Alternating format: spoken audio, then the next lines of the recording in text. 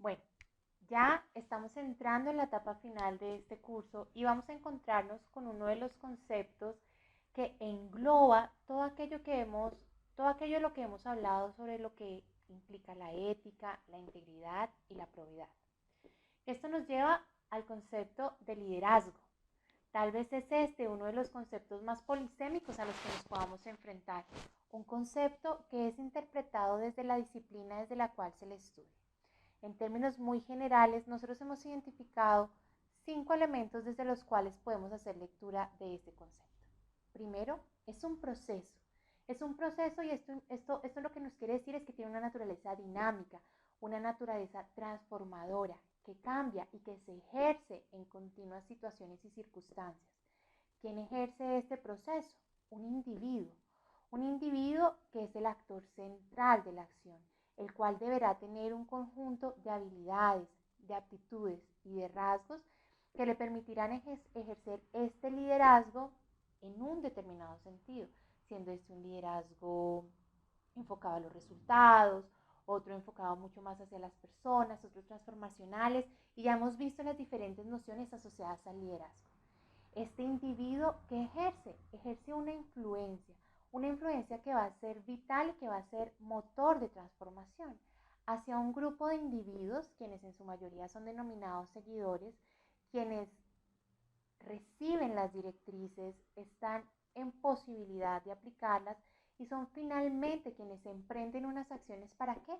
Para alcanzar un objetivo común que nos hemos trazado, bien sea en una institución, en una comunidad o en un grupo de personas.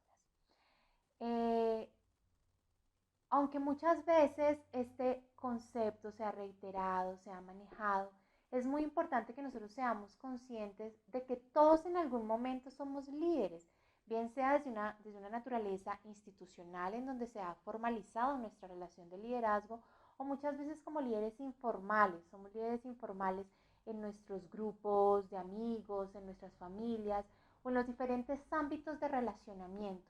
Y es por esto importante que nosotros tengamos conciencia que nuestro liderazgo transforma, nuestro liderazgo lleva a acción y repercute sobre las acciones, comportamientos y sobre el entorno en general de los demás individuos o personas que nos acompañan en nuestros contextos.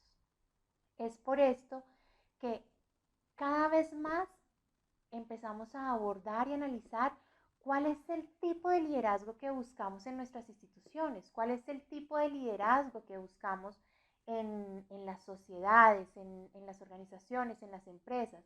Y vemos cómo este concepto, que muy inicialmente estaba enfocado hacia los resultados, hacia alcanzar este objetivo, se va haciendo cada vez más insuficiente. Ya el liderazgo no está solamente enfocado en los resultados, en ser eficaz, en alcanzar unas metas que nos hemos trazado. Cada vez a ese liderazgo se le exige más y se hace necesario que ese liderazgo no solamente alcance unos objetivos, sino que sea capaz de transformar y sobre todo de mejorar las condiciones del contexto en el cual se ejerce.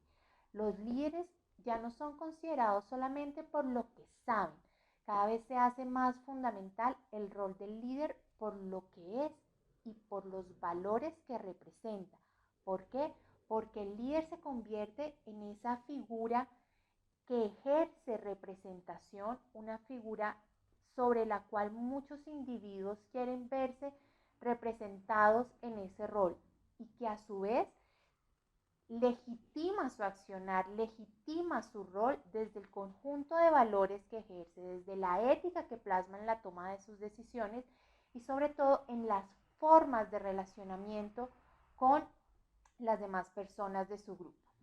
Es muy importante desde esa perspectiva ver cómo hay diferentes interpretaciones del liderazgo.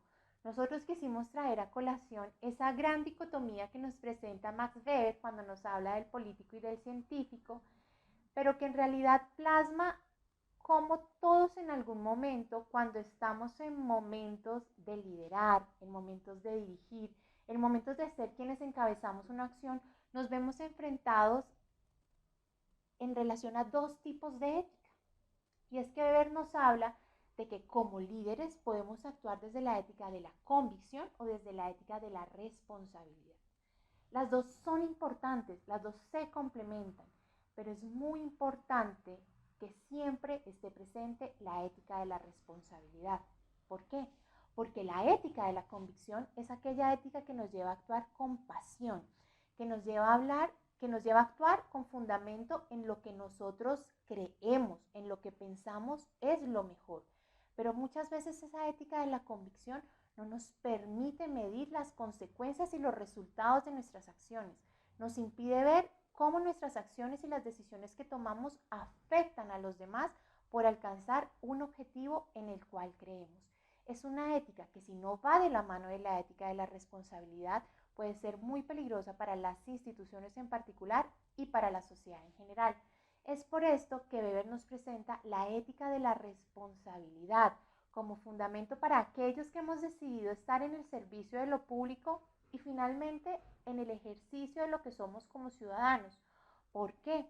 Porque la ética de la responsabilidad es aquella que se asienta en ese conjunto de valores que nos llevan a conocer las consecuencias de nuestras acciones, a ver qué va a pasar en el mediano, en el corto y en el largo plazo con cada una de las decisiones que tomamos, siempre considerando el bienestar de los demás, el bienestar de la colectividad y no solamente los resultados que nos hemos trazado como individuos y en la organización. Esta ética, a su vez, también responde a unas características personales y a las formas en las que tomamos las decisiones. Y es por esto que esto nos obliga, o no nos obliga, pero sí cada vez exige más que los líderes tengan un comportamiento íntegro, que lo que son al interior de las organizaciones también sea lo que representan en otros escenarios de su vida, así muchas veces sea en el escenario privado.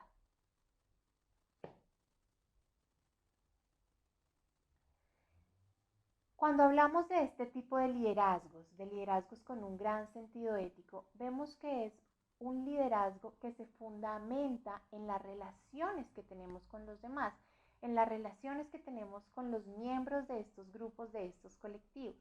Y algunos autores nos hablan de 5 componentes básicos para estas formas de relacionamiento. ¿Y qué es lo que nos dicen?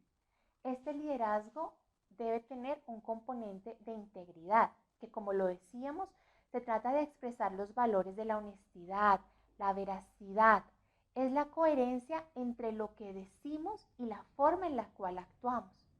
Pero no solamente se trata de que seamos íntegros, porque definitivamente hay unos indicadores sobre los cuales siempre vamos a estar moviéndonos, por los cuales siempre vamos a estar siendo medidos, y también es importante en estas formas de liderazgo la competencia. La competencia hará referencia a este tipo de conocimientos, de habilidades técnicas y muchas veces también de competencias para desarrollar nuestras relaciones interpersonales, que como sabemos cada vez hay más campos del conocimiento que se profundizan en las formas en las cuales nosotros podemos abordar el relacionamiento con el grupo.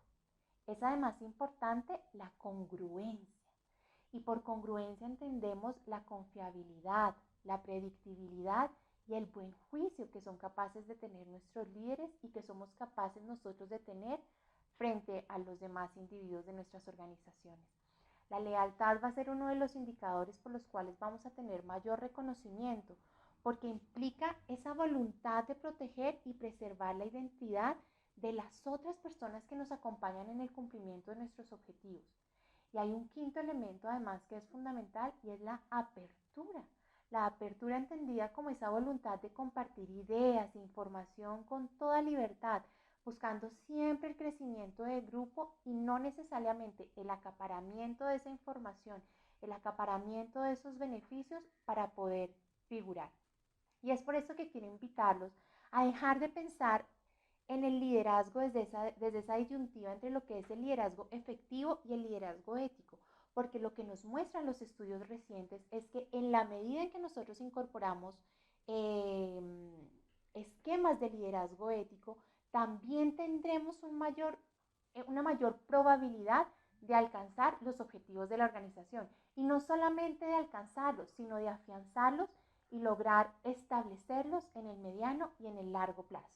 Los hemos invitado a hacer un ejercicio para que midan aquellas características y aquellos indicadores que les pueden dar un poco, les pueden marcar un poco la pauta sobre cuáles son aquellos elementos y valores sobre los que podemos profundizar y aquellos en los que ya estamos teniendo una buena medición.